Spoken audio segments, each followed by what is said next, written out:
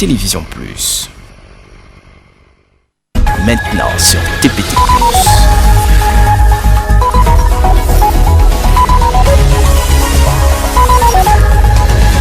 Place Journal.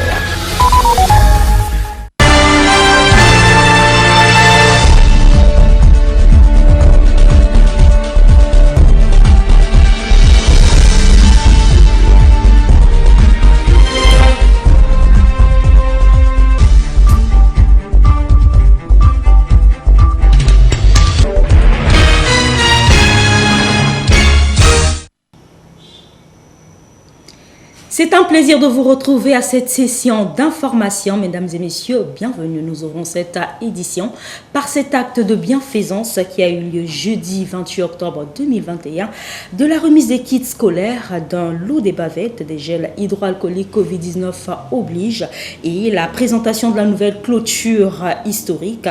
Un don de Fati Pico Ikobo, conseillère départementale et municipale, par ailleurs présidente de l'association Jeunesse En Marche, La Fourmi, à l'école primaire de Timbamba. Un geste de cœur à cette école publique qui date de 1958 valait la peine. C'est un reportage de Florida Ngoma rendu par Tiva Tivongo sur les images de Olivier Titi.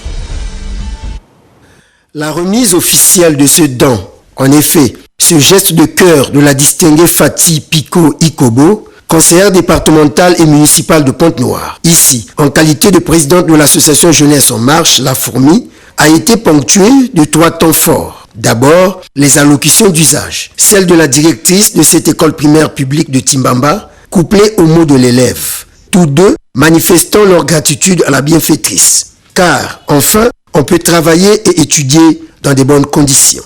Nous remercions Monsieur l'administrateur maire de l'arrondissement numéro 1 Emery Patrice Lumumba d'avoir accepté notre invitation.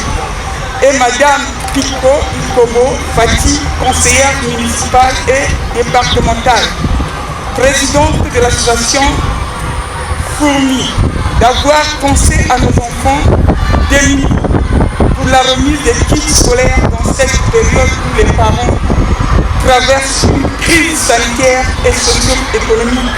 En ce jour de 28 octobre 2021, nous avons le plaisir de vous compter parmi nous. Nous vous remercions d'avoir embelli notre école, de nous rappeler l'histoire de notre pays à travers les images et la réception des kits scolaires. Nous vous rassurons d'en faire bon usage. Puis, tous les officiels politico-administratifs et parlementaires venus rehausser de leur présence cette cérémonie, dont l'objectif final et la relève du niveau d'études des enfants, ont eu droit à une visite guidée des différents travaux réalisés par la distinguée présidente. Les toilettes, devenues un coin d'aisance, et le mur de clôture, dite historique, fait dans les règles de l'art, attirant plus d'un observateur. Enfin, est intervenue la remise officielle à la directrice des kits scolaires destinés aux élèves, d'un lot des bavettes et des gels hydroalcooliques, histoire de barrer la voie à la Covid-19. Ce geste a été salué par le vénérable Juste Justin Gomagabou et d'autres élèves. La culture a fait son travail et nous allons féliciter à la fois les initiateurs de cette activité et aussi le ministère de la Culture et des Arts. Je la remercie pour tout ce qu'elle a fait. Bon, les enfants. Je veux la remercier merci l'argent qu'elle a dépensé pour acheter le stage. Et je la remercie beaucoup pour ce qu'elle a fait. L'investissement qui a été bien fait et elle est vraiment très jolie. Au sortir de la remise du don, la donatrice Fati Pico Ikobo nous a confié la signification de son geste. Les œuvres de peinture qui sont ici, qui sont représentées ici, c'est juste pour permettre aux élèves de se rappeler de l'histoire de notre pays. Donc des hommes, des femmes qui ont marqué l'histoire du pays, qui ont marqué la culture et les arts de notre pays. La crise actuelle, tellement la situation est dure, il y a beaucoup d'élèves, il y a certains parents qui jusqu'à ce jour n'ont pas encore mis leurs enfants à l'école par manque de moyens. Je suis venue à l'école il y a 2 jours et j'ai vu qu'il y a une jeune fille qui venait de commencer il y a à peine 2 jours parce que les parents n'avaient pas c'est donc dans ce sens-là que nous avons aussi nous contribué en faisant ce petit geste, en offrant des kits scolaires aux enfants démunis. Assurer la relève de demain, c'est accomplir de tels gestes pour le grand bonheur du Congo.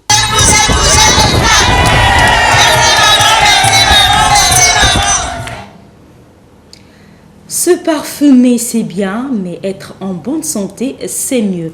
Vous comprenez là que nous parlons bien entendu de l'utilisation des produits cosmétiques destinés à masquer les mauvaises odeurs de la transpiration, connue sous le nom de désodorisant, s'il vous plaît, ou déodorant, qui est devenu notre préoccupation majeure en matière corporelle.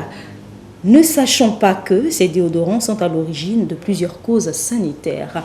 Cosmétiques courtant un risque à utiliser les déodorants. Élément de réponse dans ce reportage de Monica Rutoben, rendu par Steve Tivongo sur les images de Meroska Bakotana. Le risque est certainement grand d'utiliser les déodorants ou les désodorisants, ces produits cosmétiques destinés à masquer les mauvaises odeurs de la transpiration, aujourd'hui presque adorés par le commun des mortels, ignorant que nombreux de ces produits sont fabriqués à partir de substances chimiques toxiques mortelles. Bien des utilisateurs de déodorants ont subi les conséquences néfastes qu'inflige un produit contrefait. Car il est démontré scientifiquement que ces désodorisants composés des ingrédients comme l'aluminium, le butane avec des conservateurs irritants tels que le phénoxyéthanol, propres à multiplier le taux de cancer du sein. Surtout si ce produit est appliqué sur une peau fraîchement rasée. Mais pas seulement. Des maladies d'Alzheimer, des irritations de la peau et la liste n'est pas exhaustive. Oui, effectivement, quand on ne respecte pas la distance de pulvérisation sur le corps, il y a des conséquences, ça crée une irritation au niveau de la peau. C'est ça le problème. Les produits pharmaceutiques sont protégés. On a la climatisation et dehors, il y a l'exposition au soleil. C'est ça qui n'est pas bien pour la santé. À mon avis, au fait, l'utilisation abusive des déodorants n'est pas trop bien pour la santé. Parce que c'est pas bien, ça nous emmène beaucoup de maladies. Le cancer de la peau peut être à l'origine de tout ça là. Ce n'est pas bien pour la santé. Donc, utiliser le produit, on peut l'utiliser mais avec modération. J'ai dit, l'utilisation des déodorants n'est pas interdite, mais c'est l'utilisation abusive n'est pas bien. On peut l'utiliser, mais on n'abuse pas. En journée, on ne peut pas se pulvériser 3 fois. On peut le faire une fois en passant. Comme tous les produits, le mode d'utilisation des déodorants est prescrit dans une notice sur le flacon universellement reconnu et conseillé de pulvériser à une distance d'au moins 15 cm des aisselles, encore qu'il s'agisse d'un déodorant original. Car les désodorisants contrefaits ou mieux piratés ont envahi le marché pontenegrin, certainement faute de forte activité de corruption au niveau des frontières. Et lorsque le produit se retrouve sur le marché, pour le businessman, l'État l'a déjà authentifié et déclaré propre à la consommation publique. Lui peut désormais faire simplement son chiffre d'affaires. Non, je ne connais pas l'origine. Je les achète au bon marché puis je les revends. Sachant que le pays est en baisse, il y a des gens qui n'ont pas assez de moyens pour s'acheter ce qui est coûteux et préfèrent ces produits à bas prix. Alors, avec 500 francs, tu peux te trouver un produit.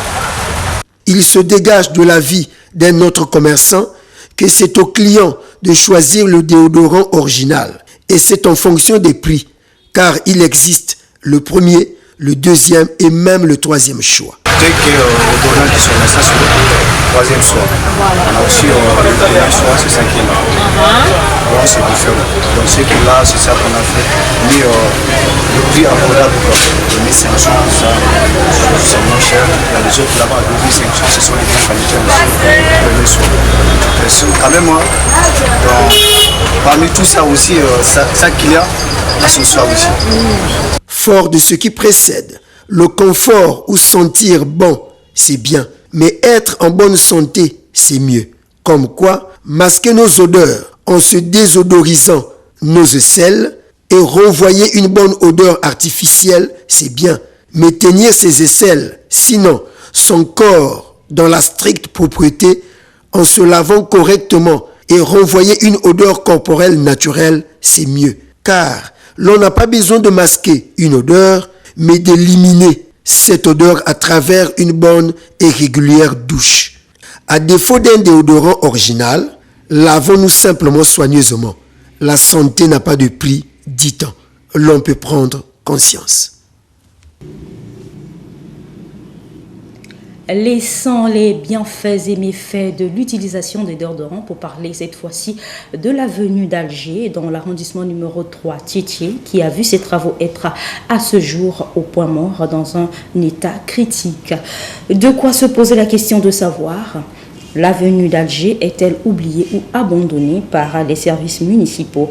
Les usagers de la route et les populations réclament la reprise des travaux à cette artère principale. Un reportage constat de Rudy Gloire Maswangi rendu par Tif Tibongo sur les images de Meroska Bakotana. Cette avenue d'Alger, bloquée de partout, faute de travaux depuis un certain temps, commence à faire vraisemblablement défaut aux usagers de la route et aux populations qui sont obligés aujourd'hui d'emprunter des voies de secours. En effet, nos ruelles de quartier, elles-mêmes dégradées, surtout en cette saison pluvieuse, et représentant un grand risque pour nos enfants. L'avenue d'Alger est l'artère principale des bus ligne 15 dont les chauffeurs et receveurs font constater les difficultés qu'ils subissent alors qu'ils paient la taxe de roulage. Mon problème est qu'ils reviennent enlever leur garde-fou. Ils ont commencé les travaux, c'était la joie. Mais ils ont négligé et abandonné et même barré les routes. Et nous, pour circuler, c'est difficile. Si peut-être ils étaient en train de travailler, ça devait être bon. Là, ça nous met en difficulté pour chercher les voies de secours. S'ils ne veulent plus continuer les travaux, au moins qu'ils enlèvent leur garde-fou pour nous faciliter la circulation. Donc, nous demandons aux autorités de venir poursuivre ces travaux ou enlever les garde-fous. L'avenue d'Alger rend fluide la circulation et l'accès facile aux autres quartiers et arrondissements de la ville capitale économique. Est aussi ici réclamée par les populations par la voix d'un des chefs de bloc. Nous sommes déçus par ce comportement. Ils sont venus bloquer la route, ça fait plus de 3 ans de cela, alors que la population était bien pour emprunter la ligne 15 qui nous prenait ici devant l'hôpital. Et aujourd'hui, la population est en train de crier, ça fait 3 ans, ils n'arrivent pas à arranger cette avenue. Nous demandons aux autorités, plus précisément le maire de la ville, qu'il essaie de voir ce problème. Puis on demande aussi l'accompagnement de notre maire de l'arrondissement numéro 3 Tchétché pour le problème de cette avenue. Parce que cette avenue, c'est depuis Marien Gouabi qui avait inauguré cette voie depuis que nous étions enfants. Regardez, là maintenant nous avons quel âge? La voie que vous avez négligée aujourd'hui ne nous facilite pas les activités que nous faisons dans les bars. Tout est mort. La route, grand facteur de développement, ne devrait pas être indéfiniment fermée. L'avenue d'Alger compte pour le développement des populations. La reprise et l'achèvement de ces travaux s'avèrent davantage indispensables. Nous ne cesserons de marteler sur cette pandémie à Covid-19 au lendemain du lancement de l'opération Coup de poing Covid-19 à Pointe-Noire par le Premier ministre Anatole Kolini-Makosso. Nous nous sommes rapprochés des usagers de la route, des Ponténégrins, disons, pour en savoir un peu plus sur comment est-ce qu'ils accueillent ces nouvelles mesures gouvernementales, quelque peu coercitives, pour épargner les Congolais contre cette cruelle pandémie à Covid-19. Suivez ces réactions des Ponténégrins au micro de Florida Ngoma et Merioska Bakotana. L'État a raison parce que tout le monde doit se faire vacciner. Mais en se faisant vacciner, il faudrait aussi qu'il y ait un code. Chaque travail doit avoir une façon de faire, une analyse approfondie. Sans analyse, il n'y a rien. Il faut voir. Est-ce que quand l'État a lancé l'opération Coup de poing, il a prévu des docteurs qui doivent regarder ceux qui souffrent, ceux qui sont malades? ceux qui ne peuvent pas prendre et ceux qui peuvent prendre ce vaccin. Parce que ce vaccin-là a aussi ce qu'on appelle des faits nocifs là-dedans. Donc pour cela, l'État... Des effets indésirables. Indésirables. Donc l'État va d'abord mettre, en position les médecins qui doivent déceler les maladies des gens. Et alors, quand on fait ça, quand ils décèlent les maladies, qu'est-ce qu'il faut faire? Il faudrait les épargner. Les épargner. En les épargnant, on fait quoi? Il y a un certificat que l'on donne, qui ne leur donne pas, droit de pouvoir supporter ce vaccin. Est-ce qu'on a vu ça? Sinon, tout le monde doit être vacciné, ce n'est pas une mauvaise affaire. Hein? C'est pour éviter la maladie chez nous. Mais il faut prévoir tout ce qu'on appelle des impasses, des choses nocives. Tu vois? Parce que sinon, au lieu que le vaccin nous soigne, mais le vaccin va nous tuer de plus belle. Parce que lorsque le vaccin rencontre des maladies, les comorbidités. Voilà. Mais maintenant, qu'est-ce qui va se faire? Maintenant, il y a ce qu'on appelle l'inflammation. Puis il y a des morts d'hommes. Voilà. Là, on va accuser, c'est le vaccin qui est mal, or que c'est notre façon de faire qui est très mal. Et jamais qu'un malade ne peut connaître sa maladie. Il n'y a que le docteur qui connaît. Puisque c'est le docteur qui doit dire au malade que tu souffres de tel mot ou de tel mal. Vous voyez? Jamais. Comment, depuis quand tu as entendu, toi, dire qu'un homme malade va se dire que moi je souffre, et la maladie des yeux, et la maladie des dents, et la maladie... Il ne peut pas, telle que la maladie que vous venez de citer là. C'est une maladie qui se démarque difficilement. Le diabète. Difficilement. Mais ils vont mourir beaucoup. Ils vont mourir. Parce que tu vas à l'hôpital, tu t'en vas prendre, la somme, on appelle le vaccin. Non, dans ce qu'on appelle l'idiotie, le vaccin, sans se connaître que moi je suis malade, mais tu vas mourir. Tu vois? Donc il faudrait d'abord que le docteur regarde bien de fond en comble celui que nous allons vacciner. Voyez, celui que nous allons vacciner, avant de le vacciner. Au lieu de lui poser la question, tu souffres de quoi? Lui, il connaît quoi? Il ne connaît pas? Lui, il n'est pas docteur, il n'est pas médecin. Et puis, demain matin, quand il va se trouver devant la police, tels que les policiers que nous connaissons là, nous les connaissons tous là. Et ils vont trouver de ça un gagne-pain. Hein? Ils vont trouver de ça un gagne-pain. Comment? Parce que, oui, lorsque tu ne vas pas lui présenter un papier, lui, il va dire, celui-là s'est échappé. Sans se rendre compte, même si tu lui dis que j'étais malade, il ne te comprendra pas. Il ne va pas te comprendre parce que ça, pour lui, maintenant, c'est devenu un gagne-pain. Quand tu vas lui dire, papa, non, je suis enceinte. Je suis enceinte, il ne te comprend pas. Hein? C'est qu'on envoie dans des frontières là. Ils ne savent rien, ils ne savent pas ça. Lui, c'est son arme qu'il connaît. Lui, c'est la mission qu'il connaît. C'est tout. Mais le docteur doit faire son travail. Tu es malade, tu n'as pas la possibilité de prendre le vaccin, on t'épargne en te donnant un papier que lui là, il n'a pas le droit de recevoir cette dose de médicaments. Voilà, c'est tout ce qu'il faut faire. Il faut épargner les gens. C'est ça qu'on appelle faire l'examen de conscience. Et puis conscientiser d'abord les gens aussi. Voilà, la conscientisation des gens doivent provenir de médecins qui sont là. Un homme qu'on a dit, tu ne vaccines pas, quand il va dire devant la police qu'on m'a épargné, la police ne va pas comprendre parce que la police aussi de ça, c'est son gagne-pain. Ou tu payes de l'argent, ou c'est la bagarre qui va s'instaurer là. Voilà ce qui va se faire. Donc il faudrait que les médecins fassent leur travail. Non,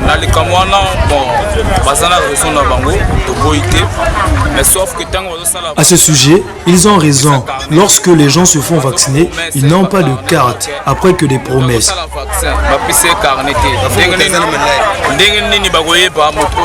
Comment seront-ils les vaccinés et les non vaccinés? Je suis d'accord pour la vaccination.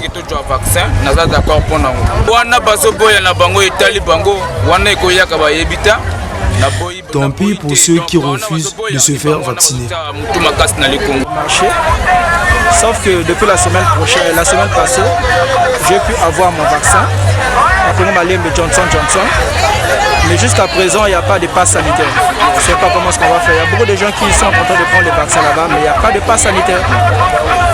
On nous remet juste les photocopies. Et comment on va circuler? Est-ce que les photocopies là vous allez vous compliquer? C'est ça le problème.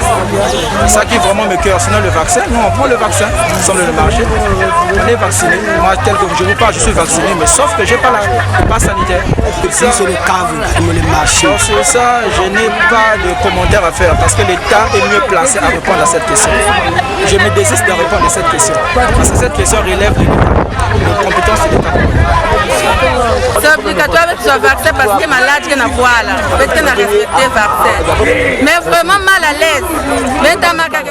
On nous oblige la vaccination, mais ceux dont les bus mal à l'aise ne courent-ils pas un grand danger alors qu'ils sont nombreux dedans? Ça n'a pas mal à l'aise. Malade qui n'a pas parce que tu vas être traqué. Papier, ça fait, tu vas taxer à faire, tu vas mettre jusqu'à 3 personnes. Les 3 personnes, on reprend dans le chauffeur. Les taxis et bus transportent 3 personnes. Cela ne rend pas service aux chauffeurs. Bus mal à l'aise, les mesures ne sont pas respectées.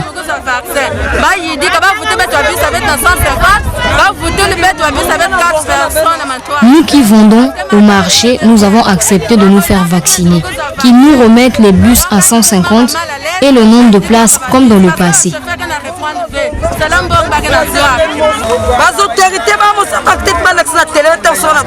Que les autorités passent d'abord à la télé, qu'ils nous montrent comment ils se font vacciner.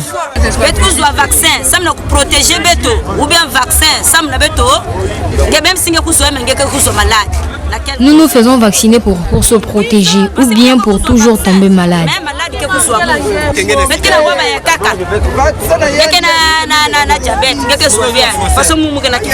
Les diabétiques ne se font pas vacciner, les femmes enceintes, telles que moi je suis enceinte. Lorsqu'on se rend à l'hôpital, on nous demande le pass de Covid. Peut-être que j'ai une glycémie en surplus, mais comment je n'ai pas fait des examens, comment savoir?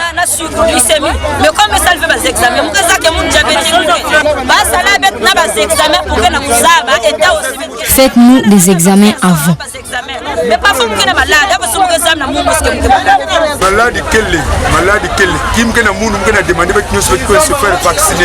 La maladie existe. Allons nous faire vacciner. Tout le monde n'a pas le même organisme. Parce qu'il y a d'autres qu'on interdit de fumer après l'injection.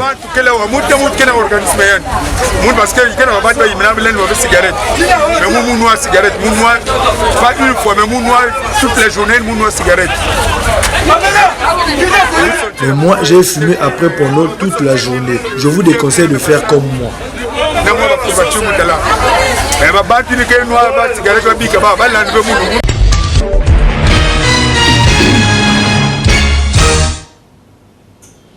Hors de nos frontières, en Guinée, une mission de la communauté économique des États de l'Afrique de l'Ouest, CEDEAO, est arrivée jeudi soir en Guinée pour accompagner la transition dans ce pays où les militaires ont renversé le 5 septembre le président Alpha Condé. Africa News.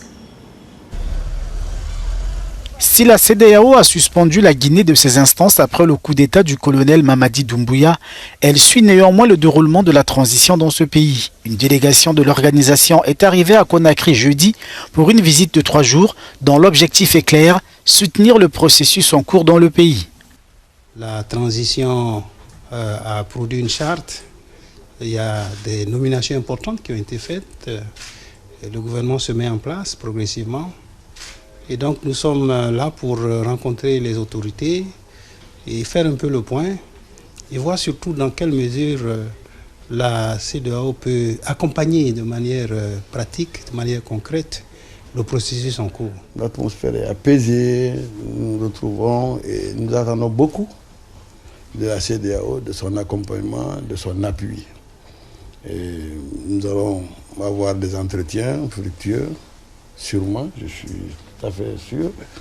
Donc le frère, il est chez lui, ici.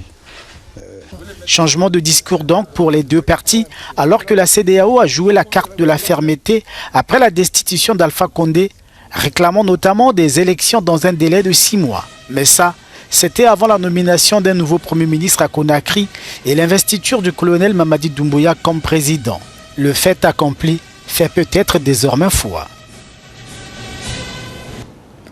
Après plusieurs jours de discussion ce jeudi, le Conseil de sécurité de l'ONU a adopté une résolution sur le Soudan. La Russie et la Chine, qui ont fait traîner les négociations, ont accepté de signer le texte qui demande le rétablissement du gouvernement de transition dirigé par des civils. Rappelons Africa News pour plus de détails. La communauté internationale maintient la pression sur Khartoum. Après plusieurs jours de discussions, ce jeudi, le Conseil de sécurité de l'ONU a finalement adopté une résolution sur le Soudan. La Russie et la Chine, qui ont fait traîner les négociations, ont accepté de signer le texte qui demande le rétablissement du gouvernement de transition dirigé par des civils. Du côté des États-Unis, la position est la même. Dans un communiqué, le président Joe Biden a appelé Khartoum à rétablir le gouvernement civil. Il y a quelques mois, Washington avait retiré le Soudan de sa liste noire des pays soutenant le terrorisme, ce qui avait notamment permis au pays de sortir de 3 décennies d'isolement diplomatique et financier. Mais à cause du coup d'État, les États-Unis ont décidé de supprimer 700 millions d'aides économiques d'urgence au Soudan et ils ne sont pas les seuls. La plupart des pays et organismes internationaux qui étaient engagés dans la transition démocratique au Soudan ont multiplié les sanctions depuis le coup d'État du 25 octobre. La Banque mondiale lui a suspendu son aide et l'Union européenne réfléchit à faire la même chose. De son côté, l'Union africaine a suspendu le pays et la Ligue arabe s'est dit préoccupée par la situation. Le Soudan est de plus en plus isolé sur la scène internationale. Mais pour l'instant, l'homme fort du pays, le général Abdel Fattah al-Burhan, campe sur ses positions et continue d'affirmer qu'il ne s'agit pas d'un coup d'État, mais selon ses propres termes, d'un redressement de la voie de la révolution. Les Soudanais hostiles à ce coup d'État militaire sont eux aussi déterminés à aller de l'avant. Depuis plusieurs jours, ils sortent dans les rues pour protester contre ce coup de force de l'armée. Depuis le putsch, au moins 8 manifestants ont été tués et plus de 170 ont été blessés selon des médecins.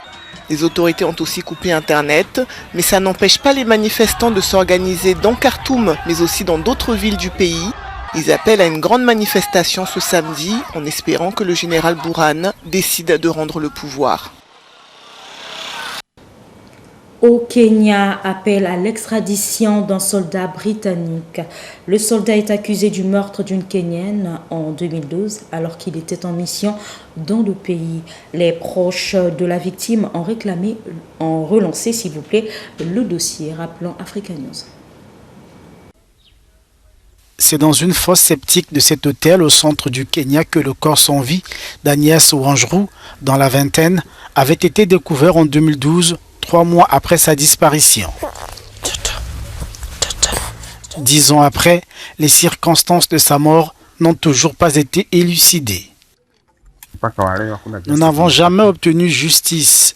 Nous n'avons personne pour nous informer de l'évolution de l'affaire. Nous avons d'énormes difficultés et nous ne pouvons donc pas nous payer un avocat.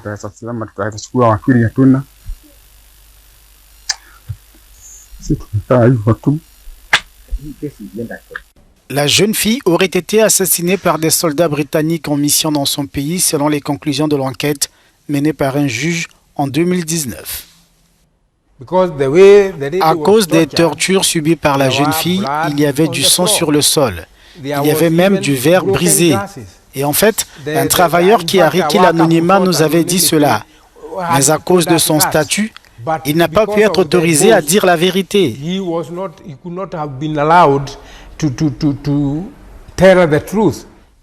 Selon le Sunday Times, le tueur avait avoué son acte auprès d'un de ses collègues, mais le Kenya peine à obtenir son extradition.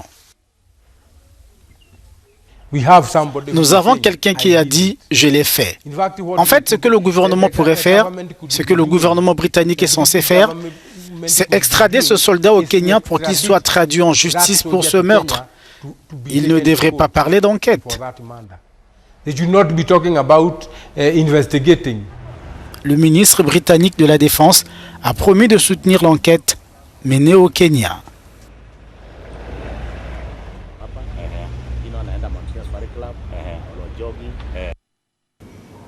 Le groupe Facebook va désormais s'appeler Meta, a annoncé Mark Zuckerberg. Ce nouveau nom souligne la nouvelle priorité du géant du numérique, le métatravers, un univers en ligne où les utilisateurs interagissent dans des espaces virtuels partagés. France 24. Ne l'appelez plus Facebook. Il s'agit désormais de Meta. Annoncée en grande pompe par son fondateur, Mark Zuckerberg, la maison mère de Facebook, Instagram et WhatsApp se rêve en maître d'orchestre d'un monde parallèle, loin des scandales quotidiens liés aux réseaux sociaux. Aujourd'hui, nous sommes toujours perçus comme un réseau social, mais dans notre ADN, nous sommes une entreprise qui construit des technologies pour connecter les gens. Le métaverse est la prochaine étape, exactement comme le fut les réseaux sociaux à leur début. Notre marque est si profondément liée à un produit qu'elle ne peut pas représenter tout ce que nous faisons aujourd'hui, et encore moins à l'avenir. Meta en référence au métaverse. Le terme est utilisé pour décrire une version future d'Internet où des espaces virtuels et partagés sont accessibles en 3D. C'est le nouveau projet gigantesque de Zuckerberg, censé toucher 1 milliard de personnes. Cette annonce intervient en pleine affaire des Facebook Files, des révélations de documents massives sur la façon dont la société américaine a ignoré des rapports internes et des avertissements sur les dommages créés par Facebook, sur ses utilisateurs, mais aussi sur les processus démocratiques de certains États. Un changement de nom ne solutionnerait pas immédiatement les soucis d'image du réseau social, selon cette experte.